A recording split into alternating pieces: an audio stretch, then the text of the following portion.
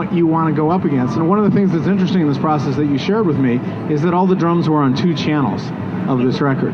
That is a fact. Now, does that kind of free you up because there's less choices you can make? The nice thing is they were recorded really well. Patrick's drums are great. Josh did a great job. They can only be so big and they can only do so much. And the design of the record, because they were only on 2 tracks, it was kind of done. Like, okay, if you put the drums up, you go, yeah, that sounds like drums. All right, now I got to put the band and all the other stuff around it.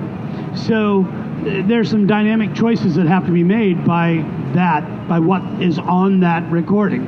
The drums are only so dynamic because they're, I can't twist them in other ways. I can't transient designer them or whatever, if I need more transient. So it was very cool. And they were cut to tape. The original tracking, which Josh will be here in a minute, he'll tell you, it was cut to Jack's 8-track. And then they pretty much figured out pretty quick, because Brendan is a Pro Tools, user, that it wasn't going to be able to live there. They had too many ideas. So they took the 8-track and they transferred it to Pro Tools through a Burl converter, and then it lived there until I mixed it. So it was it's kind of cool. You turn the drums up and you go, all right, I could maybe add a little low end. I can maybe compress them a little bit, do a little parallel compression and make them a little more, a little more, whatever that is that I want. And then they're done. They're on, they're just done. They're down there. If the hi-hat needs to come up, you turn some 10K up. It's just kind of it's how a lot of us used to make records. And when I was working for Jack all the time, making records on the 8-track, 2 channels was a joy. It was 1 channel. He wouldn't even give me 2 channels. So I used to dream of a second channel. Yeah, I dreamed of it, exactly. So, it's just it's a choice, and the great thing is the sound of a lot of the record is sort of baked in the day they recorded it, and that's kind of cool. And now you also shared with me that this was a relatively compact record, not 8 tracks, but less than 50 on almost everything. Oh yeah, it was way less than 30.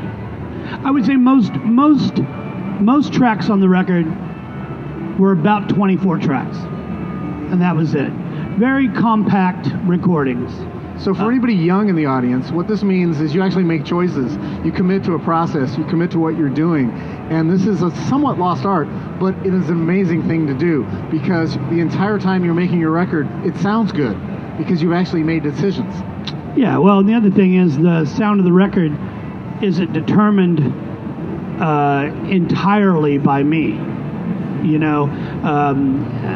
that happens a lot these days, because we have a lot of schools and we have a lot of gear sluts crap, that basically, not that it's crap, but gear slut stuff where they put every, you got to, if you have 10 microphones or 15 microphones on the drums, every microphone has a channel, and it's like, yeah, you can do it, it's great. That doesn't mean it's good or it sounds good.